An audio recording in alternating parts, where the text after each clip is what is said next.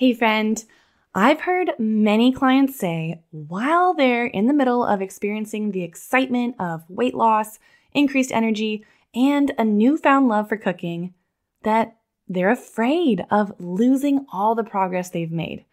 They start thinking about the times in the past where they were successful, but then something came up and totally derailed them, or they remember the ways that they just sabotaged themselves and created another situation where they ended up back where they started after putting in a ton of effort into their healthy habits or their weight loss.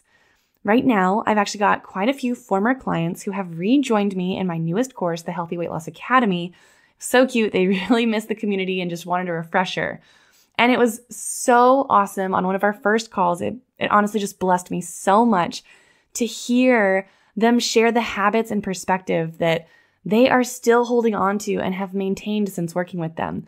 Even one of them, she started working with me like 7 years ago and is still implementing the things that she's learned.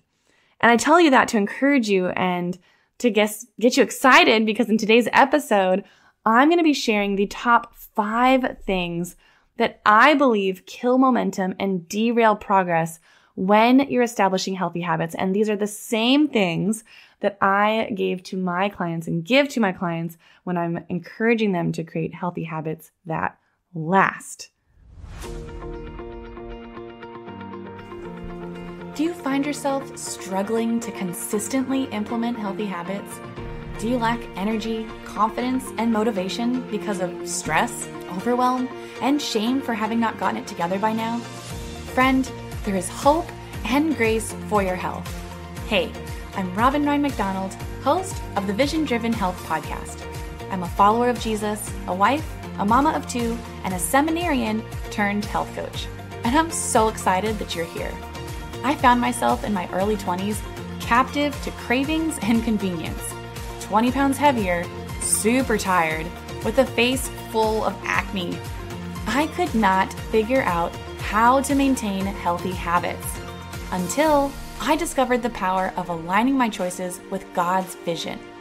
10 years and 2 kids later, by the grace of God, I'm still prioritizing my health and feeling amazing. If you are over quick fixes and are ready to feel good in your own skin, then grab a giant water bottle and let's dive on in.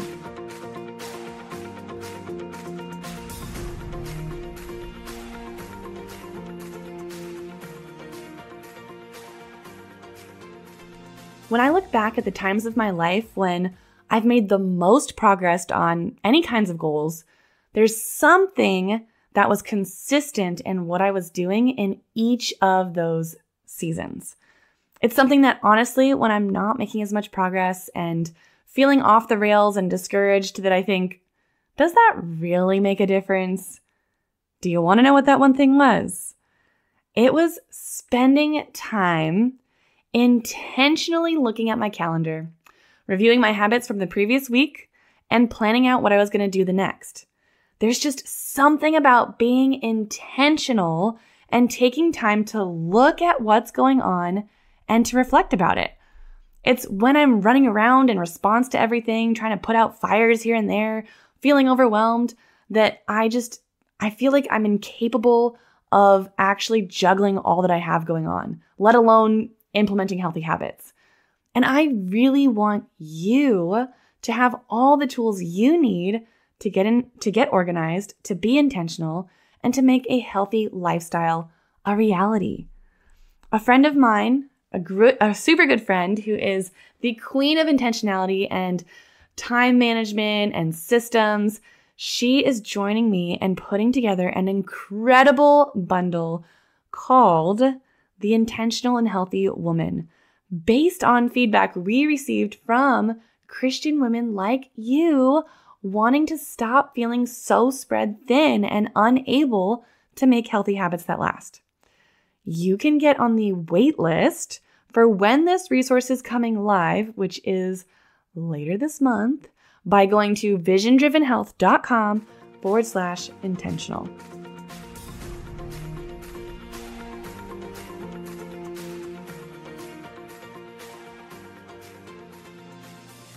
I've seen it. You're putting in work. You've already made the decision to start making healthy habits. It's been a few weeks. You're feeling good. You're seeing results. The scale is moving down. You feel like a new you. But then the thought creeps into your head, I wonder how long this will last. It's just a matter of time before I end up back where I started again. Gosh, I hope I can keep this up. What if I just stop doing this? What if I lose motivation? What if I can't stick with it? What if all this work is for nothing? Friend, we've all been there. Success can actually be scary because we're afraid we'll lose it. Here's the thing. Fear is not from God. Have you ever heard what fear is an acronym for? It is F-E-A-R. Fake events appearing real. We start to create the narrative that things are going to go south before there's ever any evidence of that. But then because we've let failure and fear become the focus, we actually set that as our destination. But friend, that does not have to be your story. So today, like I said, I am sharing 5 big momentum killers in order that you can be prevented from making your efforts and you're in wherever you're at in your health journey, seeing the progress. I don't want this to become another attempt that doesn't work out. So let's start with number 1. The number 1, actually, and this isn't necessarily in order of the most, the biggest killer to momentum to the least, but they're just in an order that I just wrote them in. Number 1 is focusing on the scale. You cannot let the scale determine your habits. I'm going to say that again because it's really important. You cannot let the scale determine your habits because healthy weight loss is a byproduct of healthy habits. Weight loss does not determine health. Like I said, it can be the result of health, but it can also be the result of poor choices. Healthy habits don't guarantee health or weight loss, but they are what create true health. We don't want to stop doing what actually creates health because we don't see the scale move. This is my point. If we step on the scale and we're like, oh man, I didn't lose any weight. Oh, well, what's the point? And then you just go back to old habits that do not serve your body whatsoever, then we're missing the whole point. If you step on the scale and it goes up and you have the same thought, or if the scale goes down and you try all the harder, it's creating habits based around the number of the scale instead of creating habits around a focus of intentional body stewardship, of caring for your well-being for the sake of the kingdom, and something that can be honestly a lot more motivating and powerful in helping you to maintain momentum than if we just go off of whether or not we're losing weight fast enough. We don't want our reason for doing healthy habits to be just so we lose weight. You will lose momentum to do what is good and beneficial to your body if the scale is what determines why you're doing it. Even if you've operated this way in the past, it is not too late to create your why from something beyond weight loss, to go a little bit deeper, to go a little bit farther, to find something that's truly meaningful to you. So that's number 1. Momentum will stop, will end if the scale is what you're using for it. Number 2, the all or nothing mentality. This can look like doing everything perfectly or quote unquote right for your health for a few days. But then when you go to lunch, you have pizza, then you kind of feel like, well, this whole day and maybe the day after is just kind of already ruined. So then you just eat a bunch of indulgent foods because, well, you're going to go back on track the day after that and try to do it all perfectly again. And it's almost this completely on or completely off dynamic. Another way this can play out is, let's just say you're making progress and you're doing things well, but then there's just a lot going on in your life. Things get crazy. You fall off track. You just have a rough week where things just don't go the way they were when you were really on top of it. And then you just decide, okay, well, that's it. I gave it my best shot. It just proves this doesn't work. I've got too much going on. And you basically use that failure as an out to keep from moving forward. And you might then start to think things like, well, I guess it was just a matter of time. Or there I go again. can't stick with anything to save my life, or looks like I'm done with this weight loss attempt. And instead, friend, I encourage you to take hold of a growth mindset where you look at shortcomings and setbacks as opportunities to learn about yourself and your patterns so that you can make adjustments and do better moving forward. The momentum doesn't have to stop just because it slowed down. You can keep going even if it's not perfect or exactly how you'd prefer it to be. Something is better than nothing. So that was number 2, the all or nothing mentality. Number 3 is a lack of intentionality. We usually start things super organized and intentional. You make the spreadsheet, you've printed the to-do list, we've got it all organized and figured out. But then as we start to get used to whatever habit we're implementing, it starts to feel a little more familiar, we start to see some success. That's when we start to take our foot off the gas. And lasting change doesn't come accidentally.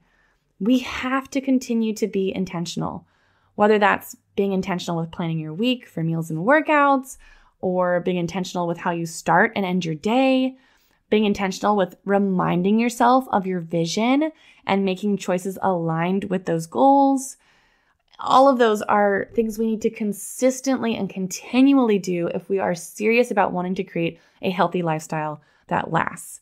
And I mentioned it earlier, but if this is an area that you need support in, I do highly recommend getting in on the Intentional and Healthy Woman waitlist so that you can find out about this amazing bundle, get all the details because it's coming out later this month.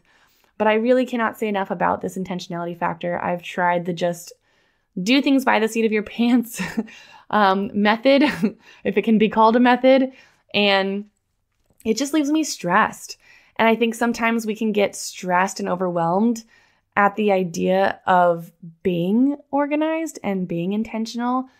But again, when I look back on my most productive, most successful times, whether that's in my business, whether that is in meal prep, whether that's even in spending time with friends and family or taking care of my kids, there was always intentional thought around it. I was taking time to pause, to reflect, whether that was through journaling or using a planner or some kind of system. Those were the seasons that were the most successful.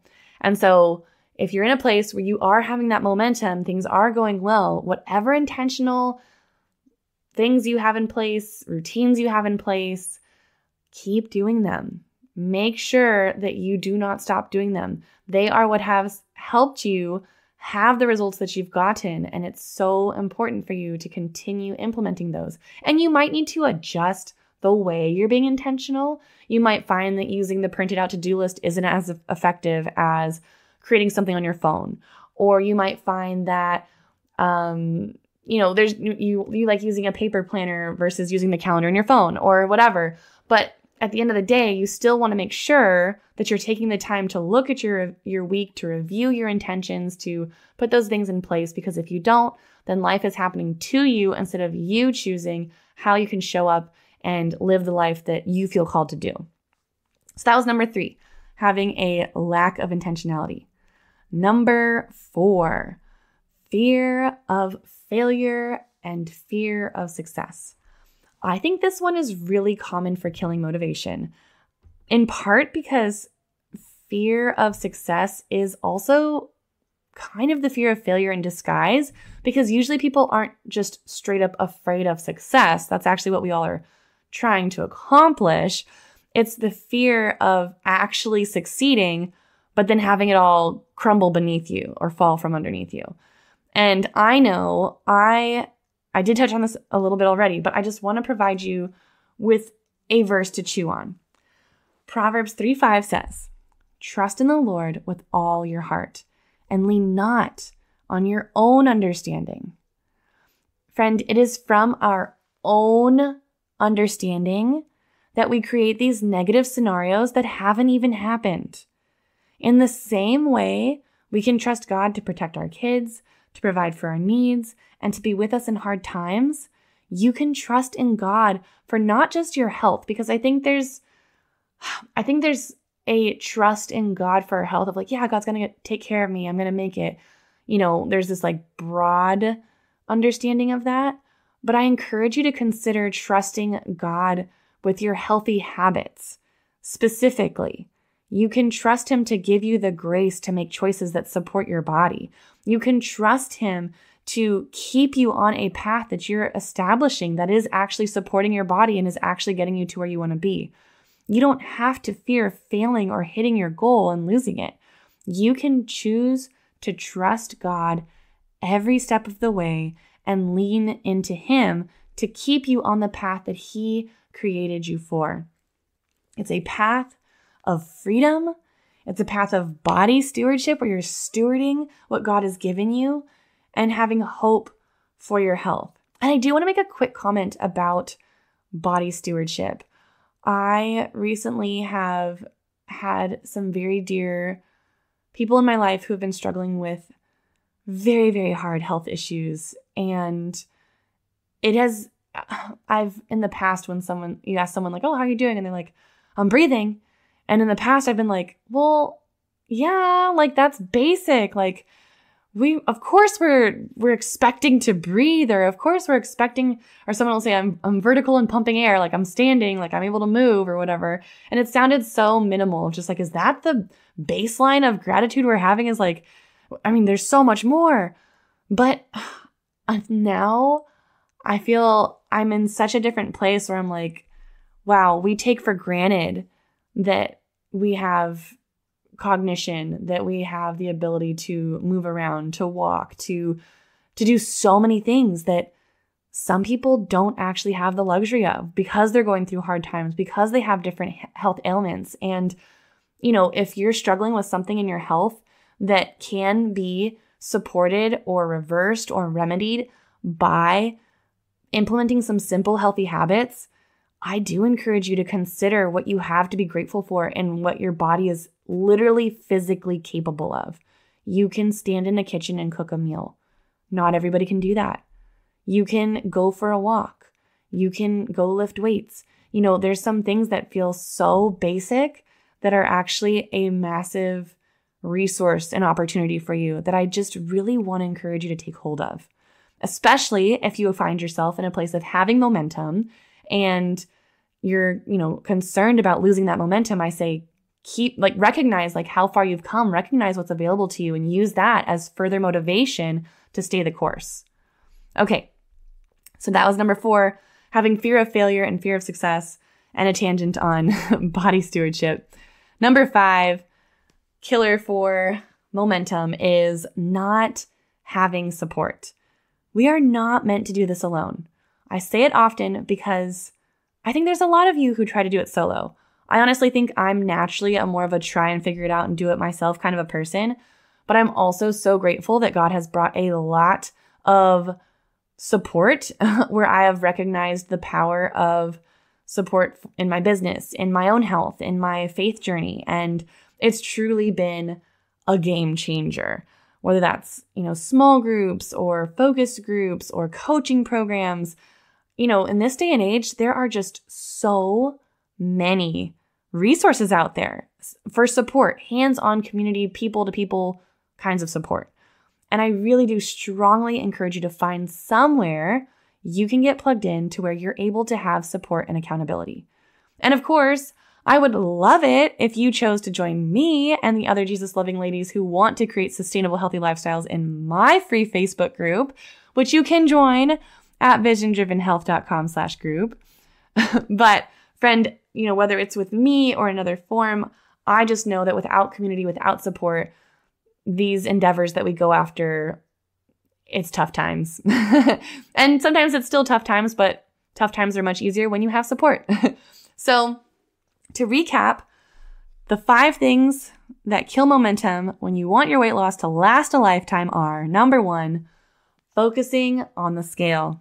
It will not serve you. It is almost a guaranteed momentum killer. Number 2, the all or nothing mentality. The very premise of the all or nothing mentality is that there is a nothing in which momentum would be killed. Number 3, lack of intentionality. That, whatever has served you and has allowed you to have momentum in the first place, Do not drop that. If you have to adjust it, but continue to be intentional. Number 4, fear of failure or success. Trusting in the Lord, taking hold of what's available in Him, not allowing fear to determine or dictate the way that you go, to not allow you to make choices and concessions that take away your momentum. And then number 5, to help you keep on track with all these things. Number 5 that can be a killer is not having support. And actually having support is what will help you to stay on track and to avoid the previous 4.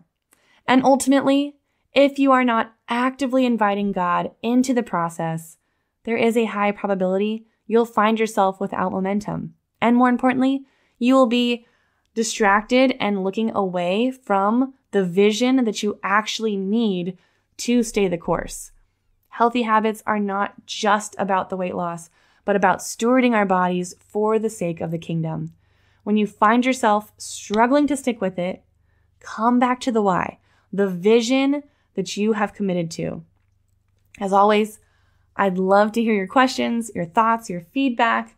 You can email me at visiondrivenhealth@gmail.com. If there's a topic you'd like me to cover or a verse you would like me to unpack for the Holy and Hungry devotional, please feel free to send it my way. Otherwise, friend, I will see you on Wednesday for the Holy and Hungry devotional.